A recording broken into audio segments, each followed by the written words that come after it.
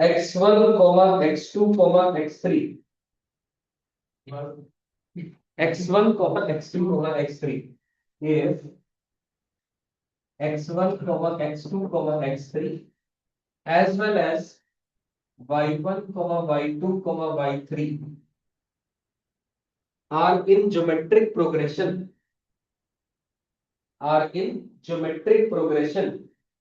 with the same common ratio are in geometric progression with the same common ratio, then the points a का coordinate है x1 y1, b का coordinate है x2 y2, c का coordinate है x3 y3। ये P Y Q है आपका JEE का पुराना। देन ए बी सी, ठीक है, लिख लिया यहां तक। Then A B C, option number A लिखो। Option A, lie on a straight line, lie on a straight line। Option number B, lie on an ellipse। Option number C, lie on a circle। Option number D, are vertices of a triangle, are vertices of a triangle।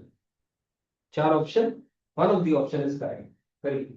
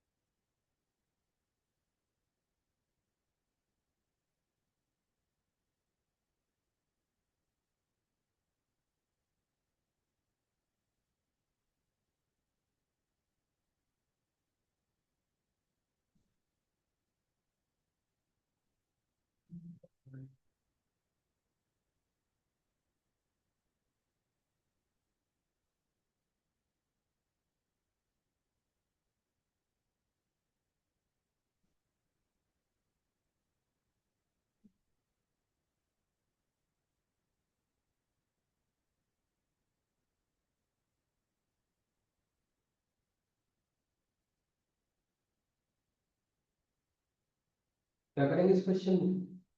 हमें x1 x2 x3 y1 y2 y3 GP में दे रखे, same common ratio है, और क्या जानना है? चार option available. क्या करेंगे इसमें? क्या थॉट डालेंगे?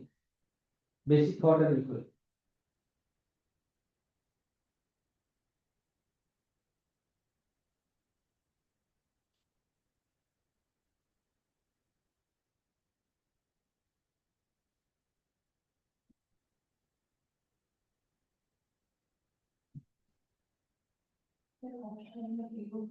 परफेक्ट आंसर, बहुत बढ़िया। तरीका बताओ।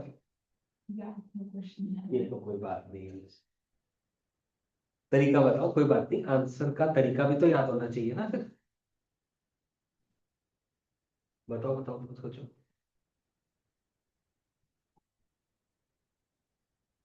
सुनेंगे ध्यान से। x1 x2 x3, x1 x2 x3 common ratio same आ रहा है। x1 को x1 ही मान लो, इसको x1 इंटू आर मान लो, इसको x1 इंटू आर स्क्वायर मान लो। सही है, कॉमन रेशियो आर मान लिया। y1 y2, इसको y1 मान लो, y2 को y1 इंटू आर मान लो, y3 को y1 इंटू आर स्क्वायर मान लो। क्लियर हो गया बात? पक्का? ये x1 y1 आ गया, ये x2 y2 आ गया, ये x3 y3 आ गया। क्लियर हो गई बात? पक्का? इस पॉइंट का नाम है ए कोऑर्डिनेट, इसका नाम है बी कोऑर्डिनेट, इसका नाम है सी कोऑर्डिनेट। क्लियर हो गई बात? कोई टेंशन बात नहीं। बड़ी सिंपल सोबर बात, स्लोप ऑफ ए बी निकालो। क्या y2 minus y1 over x2 minus निकालो, y1 into r minus y2 over x1 into r minus x1। y1 common ले लिया, r minus one upon x1 common ले लिया, r minus one, cut गया, y1 by x1। Clear. अब slope of BC निकालो। BC की slope क्या आएगी, y2 माइनस y1, यानी x1 into r square minus का r, x1 into r common ले लिया, r minus one, y1 into r common ले लिया, r माइनस वन, ये और ये कट गया। फिर दोबारा ये y1 आएगा ऊपर, ये x1 आएगा यहाँ, ये फिर से क्या आ गया, y1 अपॉन x1। AB की स्लोप और BC की स्लोप बराबर आ गई।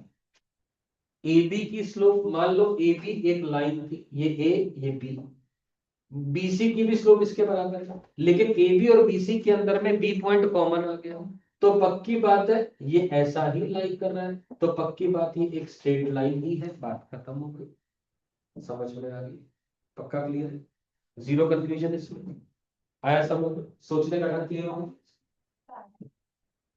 दोबारा बोलिए, दो लाइन पैरेलल है, स्लोप बराबर होंगी, लेकिन ये दो की स्लोप तो बराबर है, लेकिन एक पॉइंट भी तो कॉमन आ रहा है ना, यहाँ भी पी आ रहा है, यहाँ भी पी आ रहा है, तो वो दो लाइन दो ना होकर के वो एक है, और वो एक लाइन है, तो इसका मतलब सारे के सारे पॉइंट्स एक ही लाइन पे लाई कर रहे हैं। ये एक तरीका है सोचने का। दूसरा एक और तरीका, एक और मेथड से बता देता हूं मैं, ये लिख लो पहले।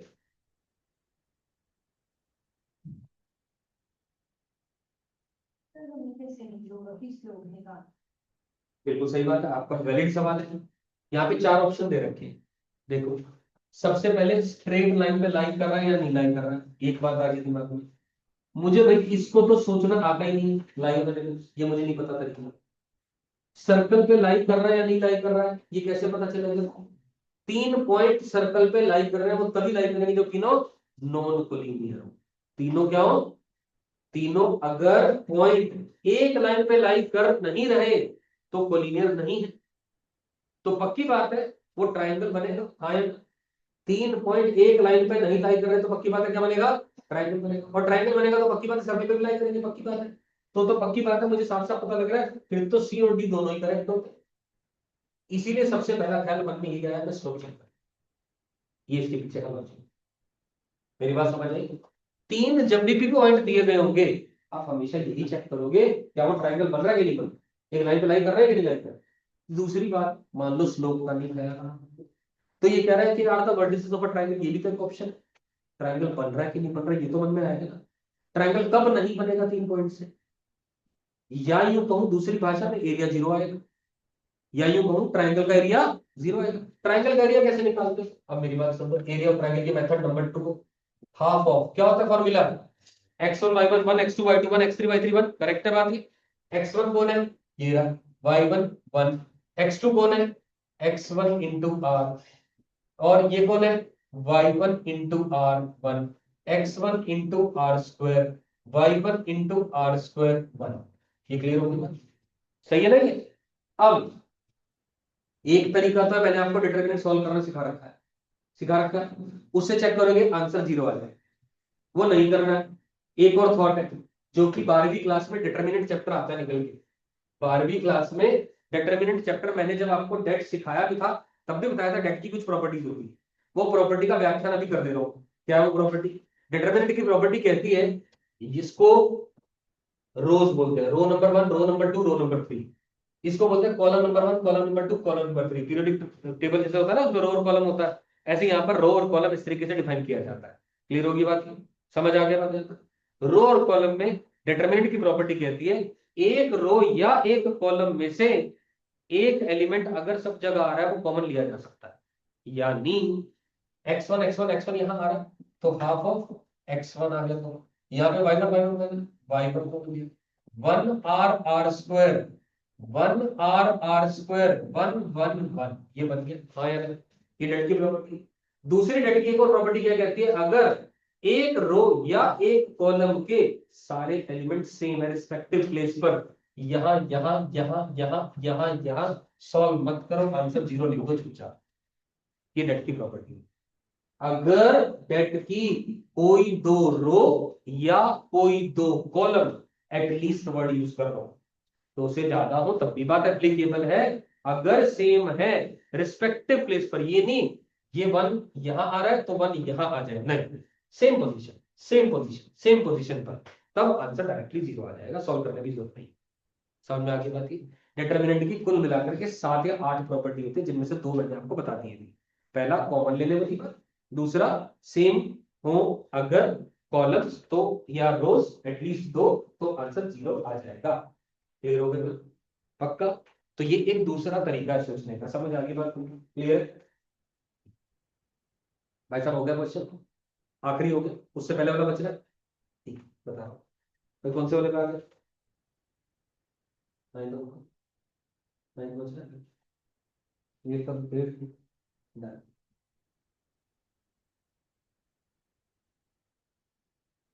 इक्वेशन कैलकुलेट्स वर्टेक्स दे रखा है, डायरेक्ट्रिक्स दे रखी है, ठीक है ना, वाई एक्सिस का कोऑर्डिनेट दे रहा हूं, तो पक्की बात है ये ऐसा यूज आएगा। ये बात समझता हूं अभी? ये एक पॉइंट ले लिया 0,7, सही है, और ये दे दी y equal to 12, directrix equation में y equal to a by e की जगह b बाई e हो जाता है, और ये a e की जगह b e हो जाता है, b e बन गया 7। समझ गया भाई? दोनों मल्टीप्लाई कर दो, y into 7 is equal to e से e कट जाएगा तो मल्टीप्लाई करेंगे तो b स्क्वायर, ये b स्क्वायर आ गया, b आ गया ना, अंडर रूट ले लो, क्या निकला है इक्वेशन का? इक्वेशन क्या है आपका? x square by k square plus y square by b square is equal to 0। ये इक्वेशन हो, बस हमारा b a से बड़ा है, सही है, यहाँ से b स्क्वायर निकल जाएगा, b स्क्वायर 84 आ गया, b square into e square is equal to 7 का स्क्वायर लिखा हुआ है, b स्क्वायर की जगह 12 into 7 into e square is equal to 7 का स्क्वायर, ये भी करेंगे तो e स्क्वायर कितना है 7 बाई 12, सही। एक और चीज निकालने की सोचिए, वो क्या बनता है? A square is equal to b square times 1 minus का e square, a square is equal to b square minus का बी स्क्वायर ई स्क्वायर, ऐसा लिखो।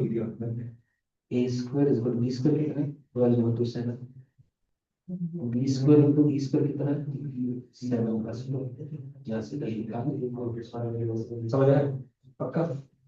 हमें लिख लीजिए इसको बड़ा से, कौन सा 13, तो इक्वेशन है फोकस दे रखा है 0,0 रिसोर्स से आगे से और 3 फोकस दे दी 3,0 डायरेक्ट फिक्स दे दिया x इक्वल टू y, तो p पॉइंट मान ले यहाँ पे हमने यूनिट दे रखा सेंटर 0 0 हम मानेंगे, तो pf1 is equal to e times pf2 भी लगाया जाता है, सेम जगह होता है, e जो दे रखा है ना, e आ गया ठीक है pf1, सही, e times pf2, p point का और यहाँ से हो जाएगा x माइनस का 5 divided by under root of 1, समझ में आ गया? स्क्वायरिंग का आंसर आ रहा है। हाँ जी, डन हो गई बात? अरे सुनो,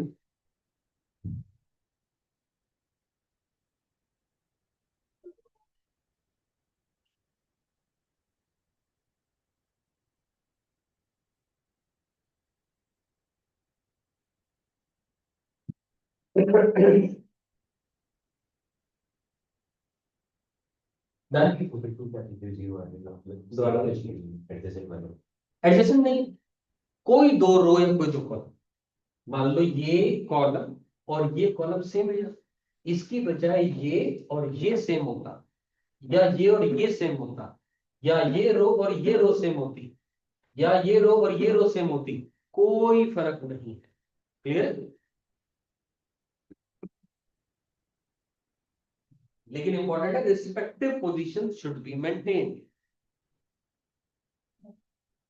रिस्पेक्टिव पोजीशंस का मतलब इस ये और ये सेम है अगर मैं कह रहा हूं तो ये एलिमेंट इस एलिमेंट के साथ कंपेयर करो, ये और ये सेम होना चाहिए, ये और ये सेम होना चाहिए। ठीक है, क्लियर हो गया? यहाँ तक कोई डाउट्स? चलो आगे। एक और क्वेश्चन लिखो आगे। Find the condition. Find the condition that the line. Find the condition. Find the condition that the line Lx plus My equal to N. Lx plus My equal to N may be a normal. May be a normal to the ellipse x square by a square plus y square by b square equal to 1. May be a normal to this ellipse.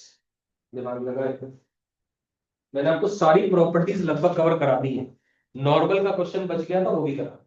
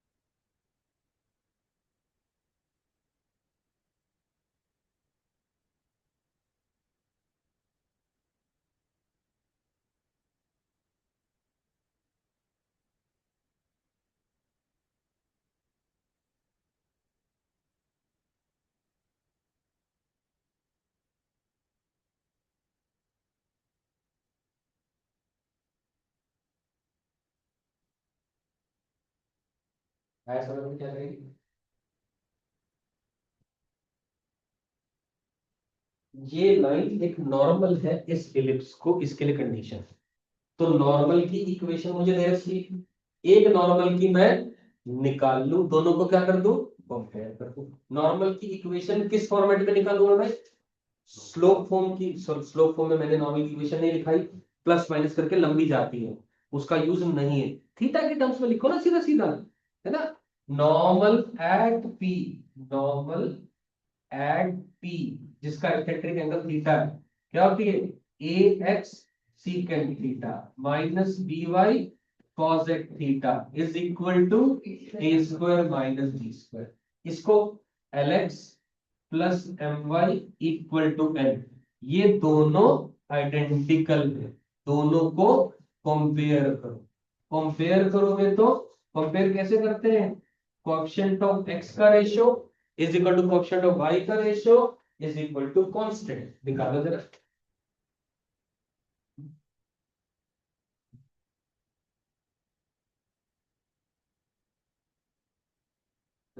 जी ऐसे भी कर सकते हैं, इससे tangent की equation निकाल के उसका स्लोप और इसका स्लोप माइनस होता इस इक्वेशन से टेंजेंट की इक्वेशन निकालें, है। इस इक्वेशन से नहीं, जो उसकी इलिप्स की इक्वेशन से, इलिप्स की इक्वेशन से टेंजेंट की इक्वेशन निकाल लो। आपने कौन से फॉर्मेट में कह रहे हो? थीटा वाले में, x1 y1 में लिख ली। चलो फिर उससे उसका स्लोप निकाला, m1 इंटू m2 माइनस 1 आ जाएगा। नॉर्मल का स्लोप हाँ, इक्वल टू -1। उससे क्या आएगा? उससे क्या पूछा क्वेश्चन ने? कंडीशन पूछा है। उससे सारे आपके अननोन एलिमिनेट नहीं होंगे एक्चुअली, क्योंकि आपकी जो स्लोप ऑफ टेंजेंट आएगी x1 y1 की टर्म्स में आएगी, और इसकी स्लोप तो चलो आ जाएगी, जो भी x1 y1 का की टर्म्स में आंसर आएगा। हमें तो लोकस थोड़ी ना निकालना है कि हम x1 y1 को x और y दोबारा सब्स्टिट्यूट कर देंगे, हमें तो कंडीशन निकालनी है। तो उससे आंसर नहीं आएगा आपका। x1 की अलग वैल्यू और y1 की अलग वैल्यू आती तो मैं इलिप्स में पुट कर देता, वो ऐसा नहीं आ रहा था हमारे पास। यानी हमें दो इक्वेशन तो चाहिए होंगी तब जाके बनेगी बात, सही है ना। तो बेहतर है जब भी नॉर्मल की बात हो रही तो आप भी नॉर्मल की बात करो। वाई हम घूम के क्यों जाए, ये हर सवाल, ये सवाल हर जगह एप्लीकेबल है किसी भी कॉलेज में, ठीक है ना। तो बस सही है, कंपेयर कर लो क्या बनेगा। A secant theta upon l minus b cosec theta upon m is equal to a square minus b square upon m. अब क्या करूंगा, अब क्या करेंगे बोलो, इन दोनों को पकड़ो, इन दोनों, यहां से क्या निकलेगा सीकेंट थीटा, उससे निकालो कॉस थीटा, सीकेंट से कॉस थीटा आ जाएगा ना उल्टा करके, और इसको को पकड़ो, इससे क्या आएगा साइन थीटा, और कॉस स्क्वायर थीटा का sine square theta equal to 1 कर दो, आंसर आ जाएगा। समझ में आई मेरी बात। वो रिक्वायर्ड कंडीशन थी, स्टैंडर्ड अप्रोचेस होती है क्वेश्चन करने की। करिए निकालो, secant theta is equal to, ये आएगा minus b by a into l by m. अच्छा सॉरी, इसको करना था, गलती से लिख दिया मैंने। Secant theta is equal to, ये आएगा a square minus b square times l divided a n, यानी कॉस थीटा बना a n divided l times a square minus b square. ये कॉस थीटा की वैल्यू आ गई, खत्म हो गया। इसको करो, कॉसेक थीटा आएगा minus of a square minus b square times m divided by n into b, यानी साइन थीटा आया n upon m times a square minus b square और n b upon this thing. अब इसको number 1 नाम दे दो, relation number 1, इसको दे दो relation number 2। 1 का स्क्वायर प्लस 2 का स्क्वायर इज इक्वल टू 1 कर दो, आपका आंसर आ जाएगा। फाइनल आंसर में लिख रहा हूं।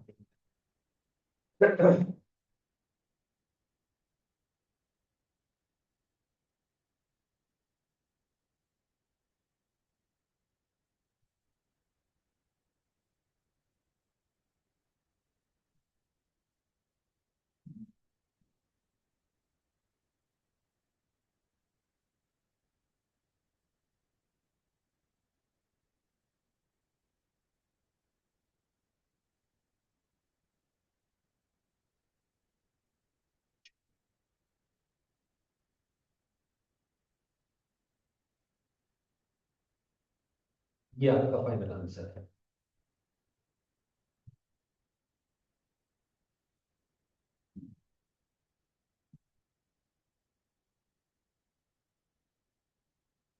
इसके बाद आज का आखिरी सवाल।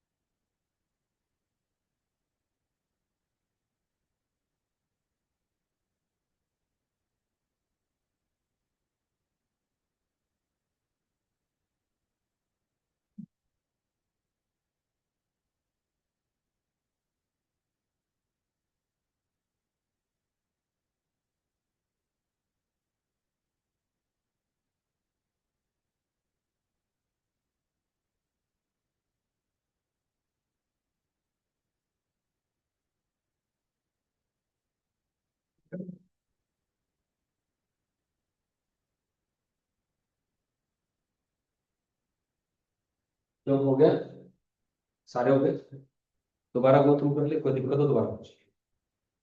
हाँ भाई साहब, तुम तो कह रहे हो।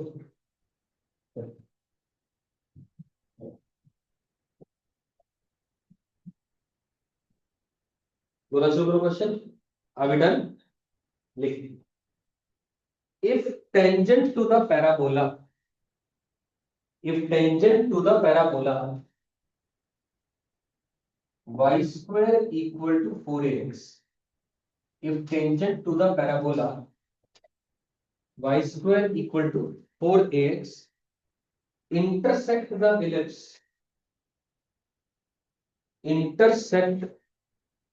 ellipse, x square by a square plus y square by b square equal to 1.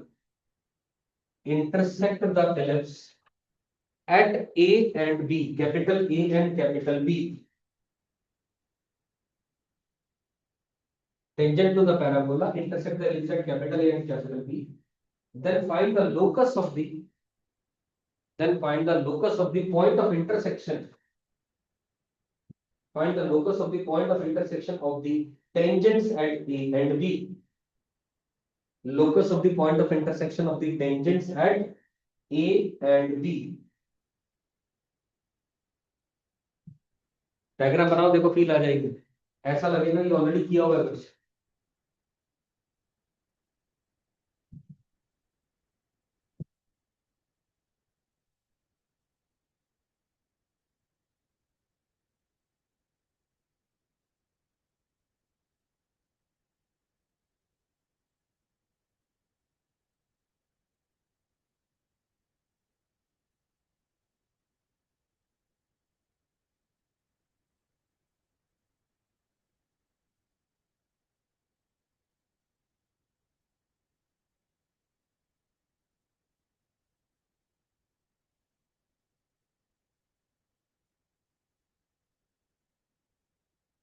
Tangent किसको बनी? पैराबोला को। ये रहा y square equal to 4x। उसने क्या करा? टेंजेंट ने intersect the ellipse at A and B. ये रहा एलिप्स, मान लेते हैं एक मिनट के लिए। क्लियर होगी? ये रही एक टेंजेंट, किसको? पैराबोला। उसने क्या करा? एक P पॉइंट और एक Q पॉइंट पर दो जगह पर काटा, किसको? एलिप्स को। उन दोनों पर टेंजेंट बनाई गई। ये रही एक टेंजेंट, ये रही एक टेंजेंट, ये रही। किस पर टेंजेंट बनी? एलिप्स पर। वो दोनों इंटरसेक्ट करी कहां पर? R पॉइंट पर। इस पॉइंट का क्या चाहिए? लोकस। क्या मान लिया इसका कोऑर्डिनेट? h, k। क्या ऐसा ही क्वेश्चन अभी नहीं किया था थोड़ी देर पहले? दो एलिप्स थे वहां, यहाँ एक इलिप्स और एक पैराबोला है, और कोई फर्क नहीं, क्वेश्चन में कोई बदलाव नहीं है, सेम थॉट से। ठीक है ना? याद करो। अब बताओ, इसको देखते क्या क्या लगा है। ये लाइन क्या है? P Q. किसकी? एलिप्स की। Which will act as a tangent to. खत्म होगी। मतलब तुम्हें थॉट पता लग गया। तुम्हें लिखने आने चाहिए, बस ये फॉर्मूले याद होने चाहिए, इसलिए फॉर्मूला करता रहता हूँ। समझ आई? नहीं तो कोई फर्क नहीं है, बिल्कुल सेम है वो सब कुछ। करो फटाफट, करो ट्राई।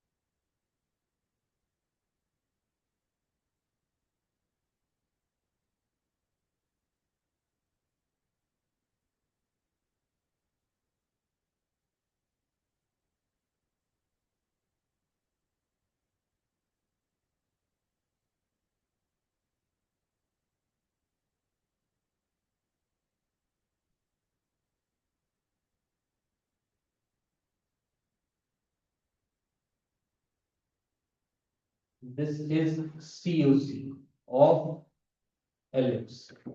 उसकी इक्वेशन t इक्वल टू 0, यानी hx upon a square plus ky upon b square equal to 1। ये टेंजेंट है। क्या है? ये एक टेंजेंट है, किसको? To the parabola. उसके लिए कंडीशन लिखा दी थी, स्टैंडर्ड फॉर्म में इसको कन्वर्ट करो। ky upon b square minus hx upon a square plus 1, यानी y equal to minus b square upon a square h divided by k into x plus b square divided by k, y equal to mx, ये m आ गया, plus c ये आ गया। ये tangent है parabola को, tangent of parabola की condition में कैसे कहते हैं, c is equal to a by m, c is equal to a by m। ये लिख रहा हूं condition of tangency of parabola लगा दो। c क्या है इसका, b square divided k should be equal to a, parabola का a ही है, divided by m minus b square अब इंटू h, ऊपर चला जाएगा a स्क्वायर इंटू k। यहां से आपका आंसर फाइनली आ जाएगा, बस खत्म बात, कर दो, चेक कर दो। c is equal to a by m minus b square h ऊपर a स्क्वायर k, सही है। तो बस चलिए k उधर आ जाएगा, यानी माइनस का b power 4 upon a cube into h is equal to k square. Locus के लिए h की जगह x, k की जगह y, यानी y square is equal to x into minus b power 4 divided by a cube, जो खुद एक पैराबोला निकल के आ गया। वो आपसे पेपर में सवाल पूछ सकता है लोकस क्या है, इक्वेशन, या फिर ये पूछ सकता है लोकस इज अ पैराबोला या फिर स्ट्रेट लाइन या सर्कल या एलिप्स, किसी भी फॉर्मेट में सवाल समझ में आएगा, पक्का clear. With this, I am done with tentatively each and every question of the concept of the property of the ellipse, including mixing up the questions with either of the Purana chapters also, as well as previous year questions, as well as all the standard questions have been completed.